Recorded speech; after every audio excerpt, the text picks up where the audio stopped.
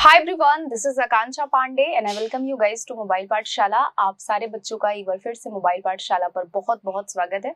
Start करेंगे session को आज, और आज के सेशन में डिस्कस करेंगे हम cloze test for CGL mains. So let's get started. एक बार सारे बच्चे वीडियो को फटाफट से शेयर कर देंगे, ठीक है। आइए स्टार्ट करते हैं सेशन को। एंड ये आपका पैसेज है, पहले आपको इसे पढ़ना है और फिर ऑप्शंस को जरूर देखना है ना। तो ऑप्शंस को आप देख लीजिए, ये आपका ऑप्शन है।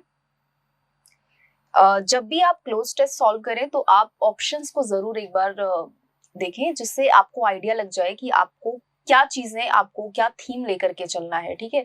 कई बार हम गैप से समझ नहीं पाते और इसलिए बहुत कंफ्यूजन होती है। तो एक बार ऑप्शंस को जरूर आप चेक करें, ठीक है। और ऑप्शंस को चेक करने के बाद आप पैसेज को पढ़ें, ठीक है।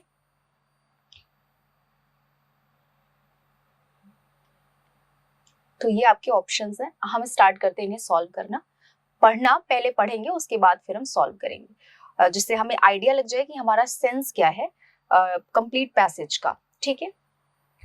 The dash to marriage in urban India is turning turtle. The financial imperatives of modern urban living demand that both dash should have a career. Both dash should have a career. मतलब both की बात चल रही है और marriage की बात चल रही है, तो नो डाउट हम यहाँ हस्बैंड एंड वाइफ की बात कर रहे हैं। The crunch comes when the career woman demands on entity distinct from her husband and a major of financial independence. ये क्रंच, ये कंफ्यूजन, क्रंच मीन्स होता है ये कंफ्यूजन उस वक्त आता है जब करियर वुमन डिमांड करती हैं एक स्वतंत्र अस्तित्व की, और वो अपने हस्बैंड से जो है and a major of financial independence, और वो चाहती है कि वो बिल्कुल इंडिपेंडेंट रहे financially. And the woman's dash is that the man has the breadwinner should be dash. Woman's dash is that man as the breadwinner should be dash the household expenses, while what she earns is the jam over the bread and butter, and she gets to choose the brand of jam. तो यहाँ पर कहना ये है कि जो man होते हैं या जो हस्बैंड होते हैं वो अपने घर के क्या होते हैं, ब्रेड विनर होते हैं, यानी कि रोटी कमाने वाले होते हैं। और जो वाइफ्स होती हैं वो अगर कुछ पैसे अर्न कर रही हैं तो वो बिल्कुल जैम होता है उस ब्रेड पर रखने के लिए, एंड उस जैम का वो क्या कर सकती हैं, ब्रांड चूज कर सकती हैं। मतलब कहने का है कि वो इतनी ज्यादा इंडिपेंडेंट हो जाए फाइनेंशियली कि वो ये भी सिलेक्ट कर सके कि उन्हें किस जगह पर जॉब करनी है ना। आगे देखेंगे हम। Mrinalini Singh, a manager with a high dash company, says my husband earns the enough to keep the home dash burning. When I take on the responsibility of home as well as office, it is not just to sink in all the money I earn into the home kitty. I definitely want a dash in where my money goes. As a high profile executive, I need to keep up a certain dash personally as well as of my husband and children. I also need to dash the image of my home because of the people who visit me. Where dash would the money for all this come from? तो यहाँ पर हम बात कर रहे हैं, हमारा जो थीम है वो एक शादी को लेकर के है, मैरिज को लेकर के है, और एक इन कपल को किस तरह रहना चाहिए, फाइनेंशियली कितना एक दूसरे पर डिपेंड रहना चाहिए, इसकी बात यहाँ पर चल रही है। तो ओवरऑल बहुत ही इंटरेस्टिंग ये पूरा पैसेज है। तो आइए स्टार्ट करते हैं इनको हम पढ़ करना। हाँ, The dash to marriage in urban India is turning turtle. The financially imperatives of modern urban living demand that both the dash should have a career. So dash में क्या fill करेंगे बताइए, चलिए।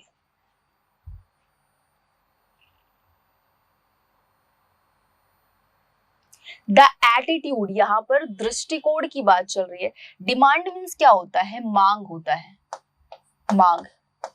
इकोनॉमिक्स आर्थिक,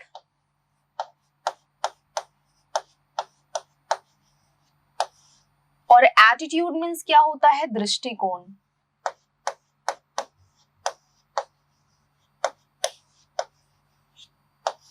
आंसर क्या हो जाएगा, C option हो जाएगा, ठीक है।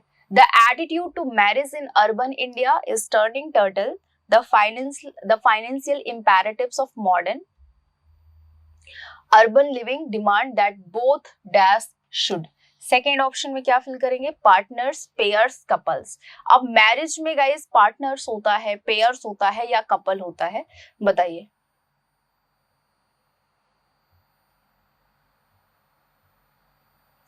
देखिए कपल मीन्स होता ही बोथ है, कपल में हम दो की बात कर रहे हैं, मतलब इसमें इंक्लूडेड है कि दो है। पेयर भी हम बोलते हैं दो, बट टू पार्टनर्स बोला जाता है ना, टू पार्टनर्स बोला जाता है। कपल मीन्स होता ही दो है ना। पेयर, पेयर मीन्स होता है जोड़ा, तो जोड़े में भी दो चीजें आ जाती हैं, तो इन दोनों की मीनिंग में दो इंक्लूडेड है, ऑलरेडी दो इंक्लूडेड है। लेकिन पार्टनर जब आप बोलते हो, पार्टनर, पार्टनर्स जब बोलते हो तो पार्टनर्स में एक से दो, तीन से चार लोग आ सकते हैं। तो यहाँ अगर हमने बोथ बोला है तो बोथ में, बोथ की मीनिंग क्या होती है? दो, और दो के साथ यहाँ पर ये अलग है, बिल्कुल इन दोनों से अलग है। ये पेयर्स में दो आ जाता है, कपल्स में भी दो आ जाता है, बोथ की मीनिंग भी दो होती है, तो दो दो साथ में एक साथ यूज नहीं करोगे क्योंकि फिर सेम मीनिंग हो जाएगा, पार्टनर्स बोलोगे, ठीक है। Both partners should have a career. Urban living ऐसा डिमांड करती है कि शादीशुदा लोगों के पास अपना करियर होना चाहिए, मतलब दोनों जनों के पास अपना करियर होना चाहिए, husband and wife. The crunch comes when the career woman demands an entity distinct from her husband and a measure of financial independence. ये confusion उस वक्त आता है जब डिमांड करती हैं औरतें, अपनी एक अस्तित्व की डिमांड करती हैं और फाइनेंशियल इंडिपेंडेंस की बात करती हैं। The women's dash is that the man as the breadwinner should be. हाँ जी, थर्ड में क्या करेंगे? Example, idea, stance. क्या होगा?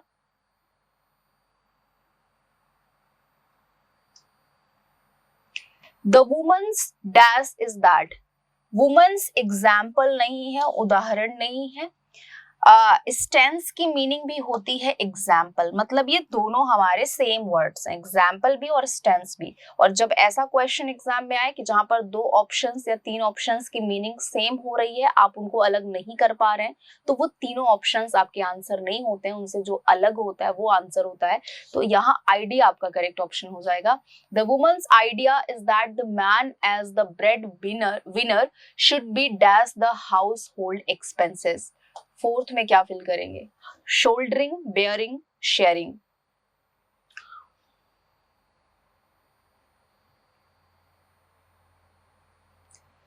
चलिए, शोल्डरिंग क्या होता है? शोल्डरिंग होता है कंधे से कंधा मिला करके चलना, कंधे से कंधा मिला करके चलना, ठीक है।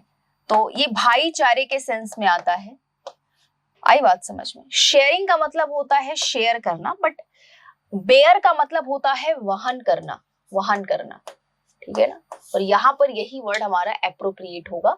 The women's idea is that the man as the breadwinner should be bearing the household expenses. एक औरत का विचार ये होता है कि मैन जो है ना वो एक ब्रेड विनर है, यानी रोटी कमाने वाला है, और उसे बेयर करना चाहिए हाउस होल्ड एक्सपेंसेस को, हाउस होल्ड यानी कि घर चलाने वाले खर्चे को उसे वहन करना चाहिए, उसे बेयर करना चाहिए, उसे उठाना चाहिए।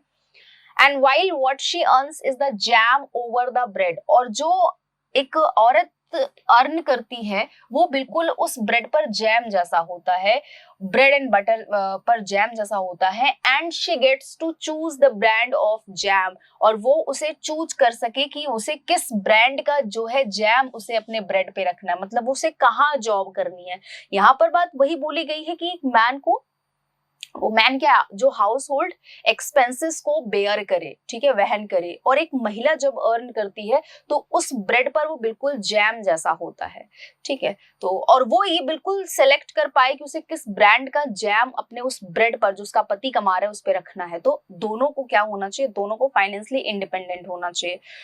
इसके बाद देखेंगे Mrinalini Singh, a manager with a high dash company. Fifth में क्या फिल करेंगे? Says my husband earns enough to keep the home dash burning. Powered profile income.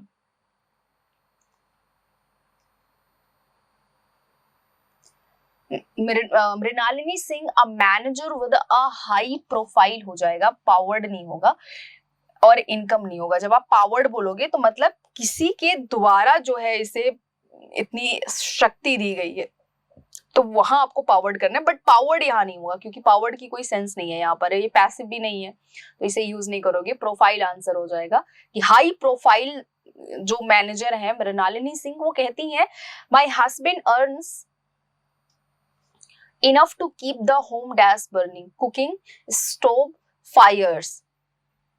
बताइए जी, सिक्स्थ में क्या फिल करेंगे?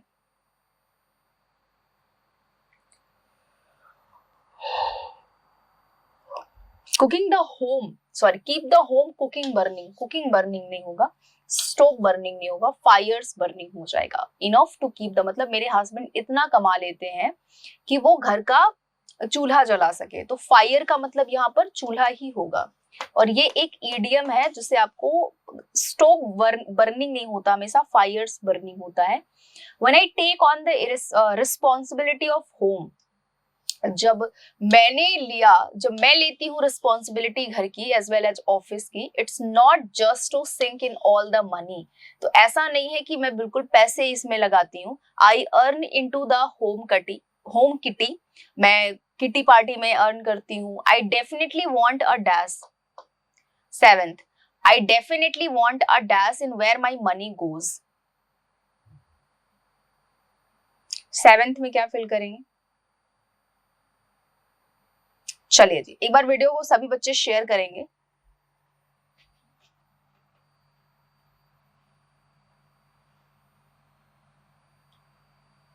चलिए, तो से, आई डेफिनेटली वॉन्ट अ से, वॉन्ट टू से हो सकता है, वॉन्ट अ से नहीं होगा, है ना।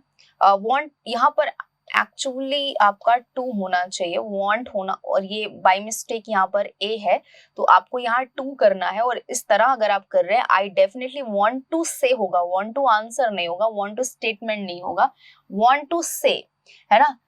जब कोई सवाल पूछा जाए, सेंटेंस में कोई क्वेश्चन होता, उसका आंसर ये दे रही होती, तब वहां आंसर करते, स्टेटमेंट भी नहीं होगा। आई वॉन्ट टू से, क्योंकि स्टेटमेंट नाउन है बेटा, स्टेटमेंट नाउन है, और टू के बाद नाउन नहीं करोगे, यहाँ पर V1 करोगे, ठीक है।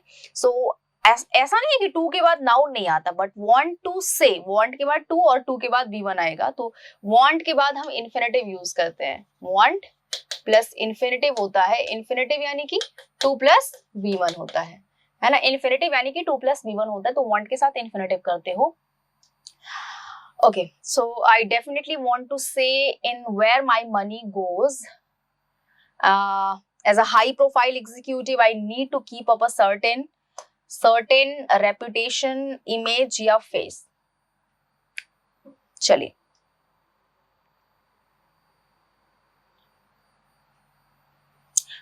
हाँ, तो keep up a certain reputation, image या फेस, फेस तो बिल्कुल नहीं होगा।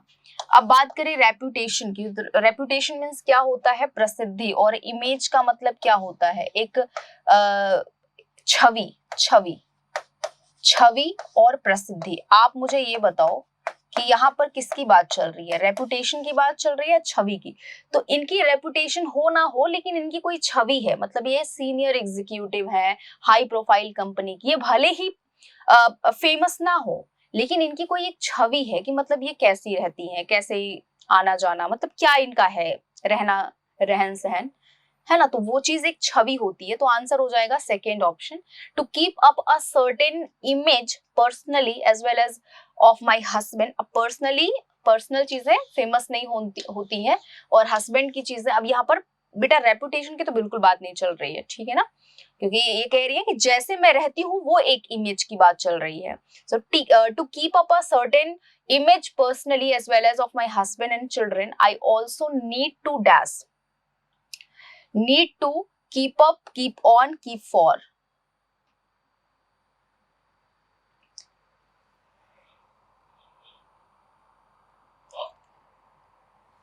चलिए, तो कीप ऑन का मतलब होता है,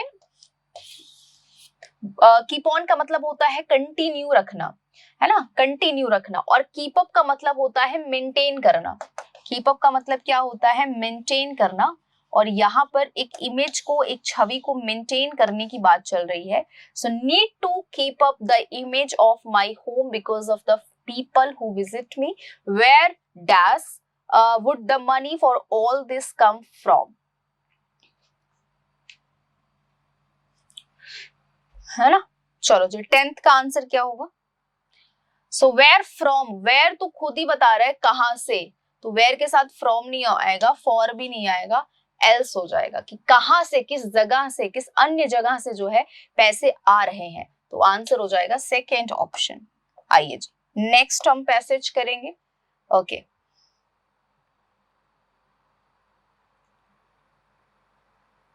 चलिए तो इस पैसेज को पढ़ते हैं और उसके बाद पहले आपको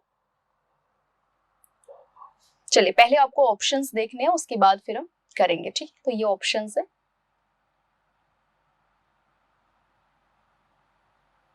स्टार्ट करें, let's get started.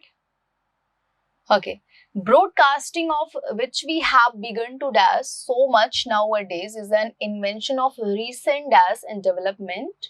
Half a century ago, no one could ever dash how important it would become in the life of the people of the 20th century. Nowadays, its value in the sphere of education, entertainment, and state administration is dash recognized and accepted. To Marconi falls the credit for the dash of the wireless. He is the addition of the wireless world. It was in 1896 that Marconi first took out a patent for it. He soon succeeded in sending messages and dash Atlantic Ocean to America. From Marconi's first dash to broadcasting, as we know, it's long road, but scientists traveled along it dash by difficulties and obstacles on the way. Wireless service was dashed between India and England in 1927. Later, a broadcasting service was maintained by an Indian broadcasting company. The company failed and the government of India stepped into the dash. तो यहाँ पर broadcasting के बारे में, जो channels पर हमारे प्रसारण होता है उसके बारे में बात चल रही है, उसके बारे में बात करेंगे। तो यहाँ पर आपने ऑप्शंस देखे हुए हैं, चलिए तो यहाँ बताएंगे फर्स्ट ऑप्शन में क्या फिल करेंगे। Broadcasting of which we have begun to dash so much nowadays is an invention of recent dash. क्या होगा बताइए, फर्स्ट में गाइस क्या फिल करेंगे?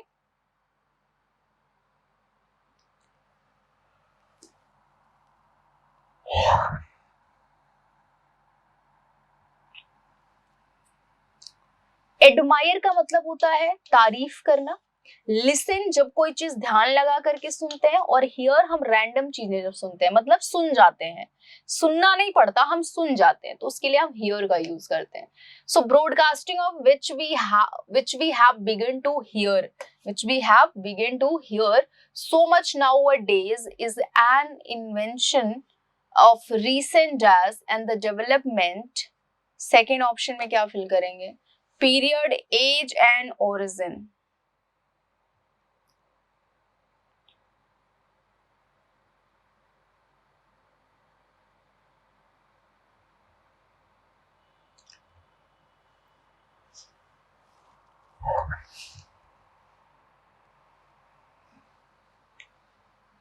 चलिए, तो रिसेंट पीरियड नहीं होगा, पीरियड होता है वो एक पूरा टाइम जो बीत गया है।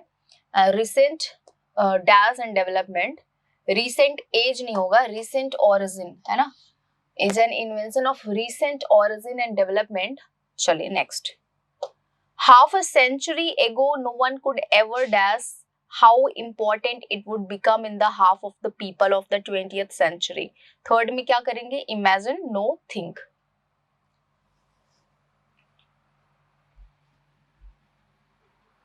चलिए देखिए, थिंक होता है जब कोई चीज हम ध्यान लगा करके, नहीं हमें सोचना ही है, हम सोचेंगे, उस केस में हम थिंक यूज करते हैं। नो नहीं होगा यहाँ पर, थर्ड में आप फिल करोगे इमेजिन। कोई भी इमेजिन नहीं कर सकता था, कोई इसके बारे में सोच भी नहीं सकता था how important it would become in the life of the people of the 20th century. Nowadays, its value in the sphere of education, entertainment, and state administration is dash recognized and accepted well universally rightly.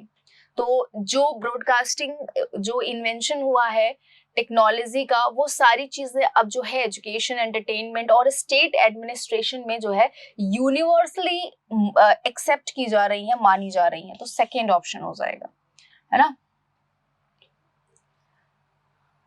चलिए, to Marconi falls the credit for the dash of the wireless. Marconi को ये जो है credit जाता है broadcasting का। आप fifth में क्या फिल करेंगे? Invention, finding, discovery. चलिए फिफ्थ में बताइए। चलिए, सो फिफ्थ देखेंगे guys, to Marconi falls the credit for the dash of the wireless, invention, finding and discovery. चलिए, तो यहाँ गाइस आपको फिल करना है इन्वेंशन।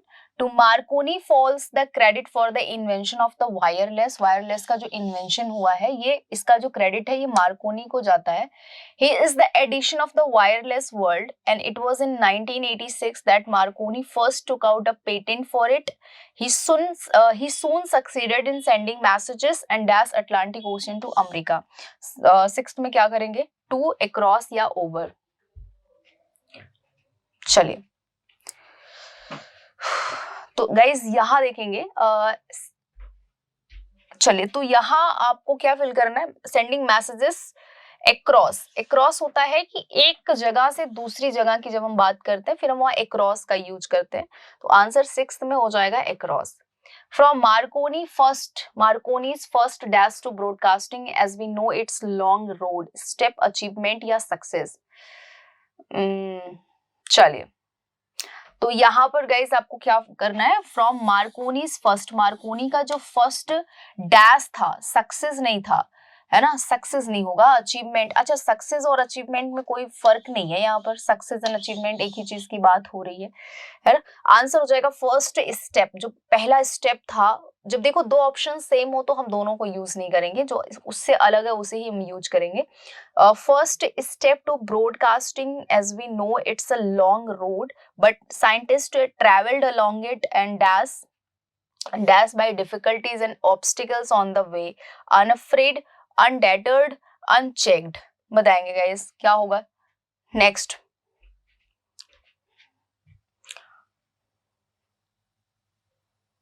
चलिए, तो गाइस अनअफ्रेड का मतलब होता है निडर होकर के, और अनडेटर्ड की मीनिंग होती है बिल्कुल डेटरमाइन होकर के। तो डेटरमाइन होकर के जितने भी साइंटिस्ट थे वो डिफिकल्टीज एंड ऑब्स्टिकल्स को फेस करते रहे। तो आपका नेक्स्ट हो जाएगा second option. Wireless service was dash between India and England in 1927। Wireless जो सर्विस थी वो डैश की गई इंडिया और इंग्लैंड 1927 में। Originate, started and introduced. So guys यहाँ पर स्टार्टेड एंड ऑरिजिनेटेड नहीं होगा, शुरू किया गया, तो इंट्रोड्यूस हो जाएगा, ठीक है, between India and England in 1927। Later a broadcasting service was maintained by an Indian broadcasting company. The company failed and the government of India stepped into the dash. और ये जब कंपनी इंडिया में establish की गई, maintain की गई, तो वो गवर्नमेंट के मतलब वो बिल्कुल फेल हो गई, है ना। Into the feet, shoes and footprints क्या हो जाएगा? चलिए, टेंथ में गाइस क्या करेंगे? And stubbed into the feet नहीं होगा, सूज हो जाएगा, सेकेंड ऑप्शन। टेंथ का सेकेंड ऑप्शन हो जाएगा shoes, stepped into the shoes. Next, okay. One of the major cause of the failure of dash countries on the economic front is their dash to evolve a judicious mixture of dash substitution and export promotion. Zambia, which dash on imports after its independence 20 years, dash has depleted 50% of its national dash, whereas South Korea, which started its dash development from a war-ravaged status, dash the 50s by equalizing high exports dash high imports. It is one of the dash nations today। चलिए इसको solve करते हैं और देखते हैं answer क्या होगा। चलिए, तो यहाँ पर बात चल रही है एक्सपोर्ट की, उसकी सिचुएशन की, है ना, कंट्रीज के साथ में, डिफरेंट कंट्रीज के साथ में। तो चलिए देखते हैं। One of the major causes of the failure of dash countries on the economic front is their dash to evolve a judicious mixture of dash substitution and export promotion. क्या feel करेंगे guys first में? चलिए,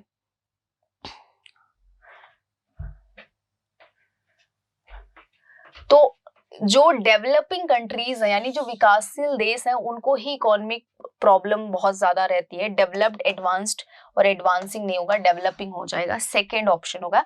दो ही type के countries हम ज्यादातर पढ़ते हैं, जहां पर एक तो डेवलप्ड, दूसरा डेवलपिंग।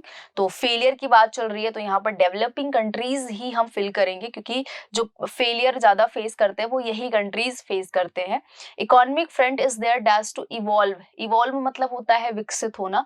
चलिए, डैश में क्या, सेकंड में क्या फिल करेंगे? इन एबिलिटी, इन कैपेसिटी, डिसएडवांटेज या फिर हैंडीकैप। बताइए सेकंड में क्या फिल करेंगे?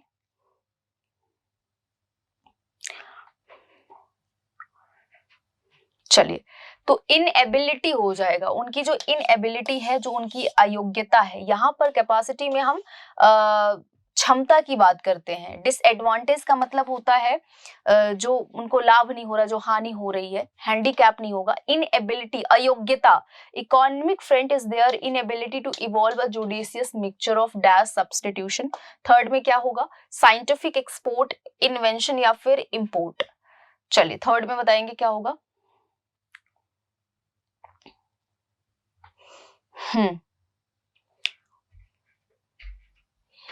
चलिए, तो यहाँ पर एक्सपोर्ट हमने यूज किया है, आप देख सकते हैं। तो यहाँ क्या होगा नेक्स्ट में? Judicious mixture of import substitution and export promotion. तो इंपोर्ट करने का कोई सब्स्टिट्यूशन नहीं है और एक्सपोर्ट का प्रमोशन नहीं है।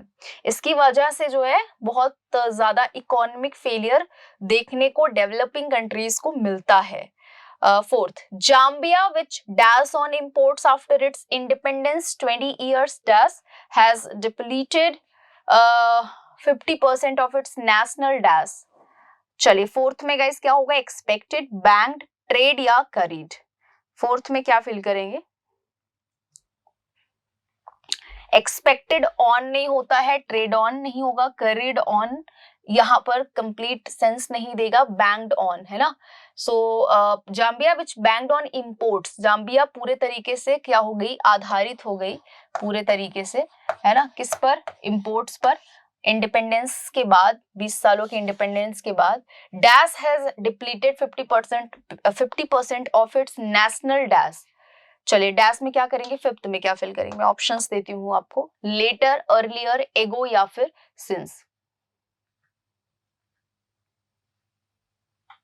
चलिए, तो बच्चे यहाँ हो जाएगा आपका लेटर, है ना। अर्लियर मतलब पहले की बात चल रही है, हम चूंकि यहाँ पर बाद की बात कर रहे हैं कि इंडिपेंडेंस के बाद का क्या सीन रहा।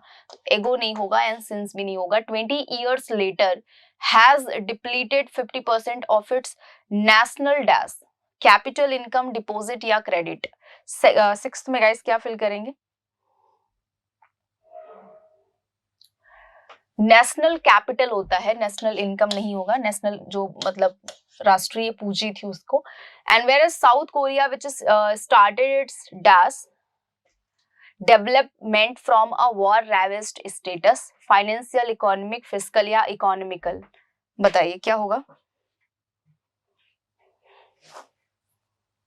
हाँ, तो देखेंगे where is South Korea which started its financial development from a war ravaged status, dash the 50s by equalizing high export dash high imports is one of the dash nations today, up to, on, over या in। dash में क्या fill करेंगे बताइए?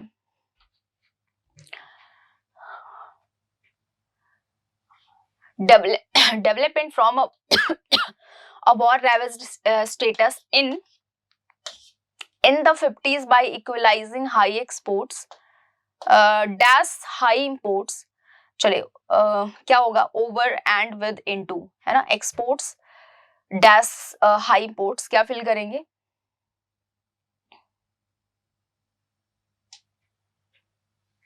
चलिए, तो यहाँ पर over नहीं होगा, high exports with high imports, export and import साथ में चलते हैं, कोई एक दूसरे से मतलब इक्वल है दोनों, and is one of the dash nations today, richest, prolific, innovative, advancive. 10th में क्या फिल करेंगे? प्रोलिफिक नहीं होगा यहाँ पर, और इनोवेटिव एंड एडवांसिंग नहीं होगा, रिचेस्ट होगा, ठीक है, द रिचेस्ट नेशंस टुडे, है ना।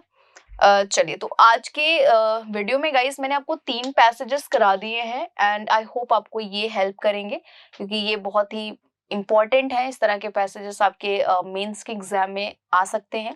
कैसा लगा ये वीडियो आपको कमेंट सेक्शन में बताना है। मोबाइल पाठशाला को सब्सक्राइब करना अगर पहली बार आप चैनल पर विजिट कर रहे हैं। मेंस की प्रिपरेशन में ऐसी रिकॉर्डेड वीडियोस के थ्रू आपको कराती रहूंगी। आपको चैनल सब्सक्राइब कर लेना है, बेल आइकॉन को प्रेस कर लेना है। Thank you so much, bye bye, take care guys.